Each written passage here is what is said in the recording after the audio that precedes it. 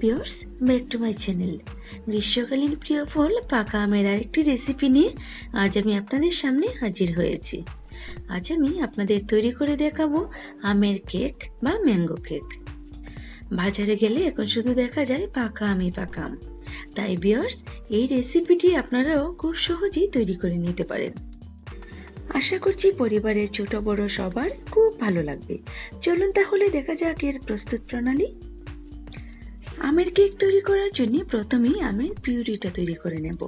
তার জন্য দুটো বড় সাইজের আম নিয়ে তার আটিটা ছাড়া বাকি অংশটা নিয়ে নিলাম। এখন খোসা থেকে আমটা তুলে নিচ্ছি। আমের কেক বানানোর জন্য সবসময় আপনারা চেষ্টা করবেন আমটা যেন মিষ্টি হয় এবং আমে যেন আঁশ না থাকে। আঁশ ছাড়া আম দিয়ে কেক বানালে কেকটা খেতে অনেক ভালো হবে। আমি সবটুকু আম খোসা থেকে তুলে নিচ্ছি।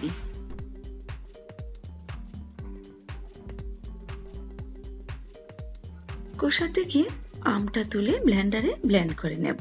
আপনারা চাইলে হাত দিয়েও খুব ভালোভাবে চটকে নিতে পারেন। আমি এখন আমটাকে ব্লেন্ড করে নিচ্ছি। আমটাকে ব্লেন্ড করে চলে এলাম নেক্সট স্টেপে। এখন একটা বড় বোল নিয়ে এতে দিয়ে দিচ্ছি 1/4 কাপ চিনি। তার সাথে দিচ্ছি 1/3 কাপ সয়াবিন তেল। আপনারা তেলের পরিবর্তে বাটারও গলিয়ে দিতে পারেন। তারপর দিয়ে দিচ্ছি ব্লেন্ড করে রাখা 1 কাপ আমের পিউরি। এখন এই তিনটা উপকরণ একসাথে একটা হ্যান্ড হুইস্কের সাহায্যে খুব ভালোভাবে ফেটিয়ে নিচ্ছি। চিনিটা যতক্ষণ পর্যন্ত না গলে গেছে ততক্ষণ পর্যন্ত ফেটাতে হবে। খুব ভালোভাবে ফেটিয়ে নিলাম। এখন আমি শুকনো উপকরণগুলো মিশিয়ে নেব। তার জন্য বোলের উপর একটা বড় স্টিলের চাকনি বসিয়ে নিলাম।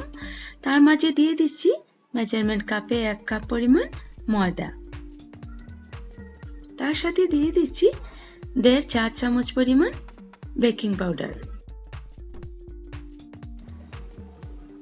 তারপর দিয়ে দিচ্ছি 1/4 চা চামচ বেকিং সোডা। এখন এগুলোকে চালনি দিয়ে চেলে নেব।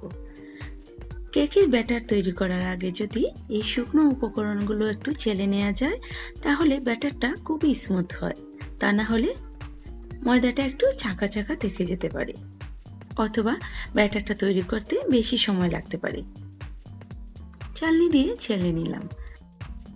এখন আবার হ্যান্ড হুইস্কের সাহায্যে 4 থেকে 5 মিনিট সময় ময়দাটাকে মিশিয়ে খুব ভালোভাবে ফেটিয়ে নেব।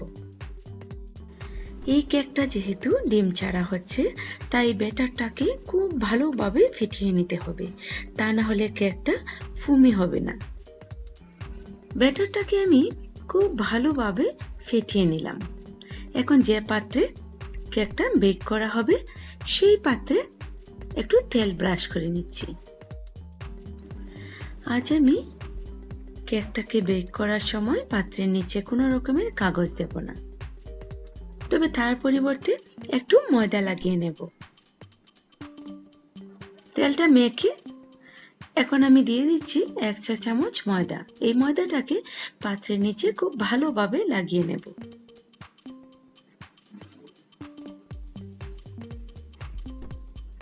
খুব ভালোভাবে ময়দাটাকে লাগিয়ে এখন ব্যাটারটা ঢেলে দিচ্ছি।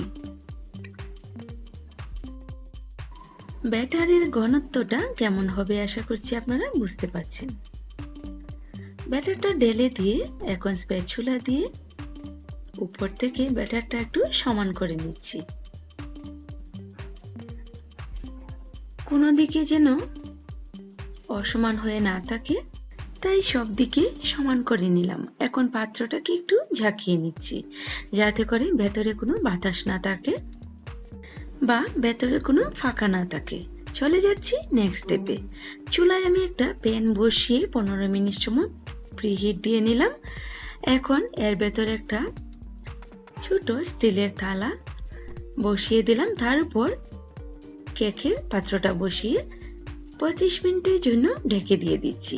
ঢাকনার চিত্রটাকে আমি বন্ধ করে দিয়েছি একটা কাগজ দিয়ে। চলে এলাম 35 মিনিট পর। ঢাকনাটা তুলে নিলাম। এখন একটা টুথপিক কেকের মাঝে ঢুকিয়ে চেক করে নিচ্ছি কেকটা ঠিকমতো বেক হয়েছে কিনা। টুথপিকটা ক্লিন বেরিয়েছে, তার মানে ঠিক মতো বেক হয়েছে। এখন কেকটাকে নামিয়ে একটু ঠান্ডা করে একটা ছুরি দিয়ে কেকটাকে পাত্র থেকে একটু আলাদা করে নিচ্ছি। তারপর পাত্রের উপর একটা প্লেট বসিয়ে পাত্রটাকে উল্টে নিচ্ছি।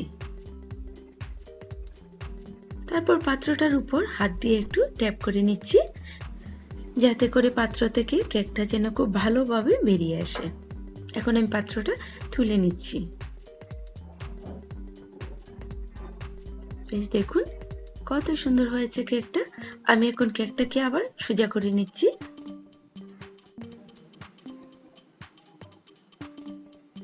কেকটা কিন্তু খুব সুন্দরভাবে ফুলেছে। আমি এখন কেকটাকে একটু কেটে দেখাচ্ছি কতটা ফুমি হয়েছে। আর কেকটা দেখেই আশা করছি আপনারা বুঝতে পারছেন কতটা ফুমি হয়েছে। তাহলে ভিউয়ার্স, তৈরি হয়ে গেল মৌসুমী ফল আম দিয়ে আমের কেক বা ম্যাঙ্গো কেক। ভিউয়ার্স, এই রেসিপিটি আপনাদের ভালো লাগলে ফ্রেন্ড ও রিলেটিভদের সাথে শেয়ার করতে ভুলবেন না। আর যারা আমার চ্যানেলটিকে এখনো সাবস্ক্রাইব করেননি তারা প্লিজ আমার চ্যানেলটিকে এক্ষুনি সাবস্ক্রাইব করে নেবেন। আজ তাহলে বিদায় নিচ্ছি, আবার দেখা হবে অন্য কোনো রেসিপি নিয়ে। সে পর্যন্ত সবাই খুব ভালো থাকবেন।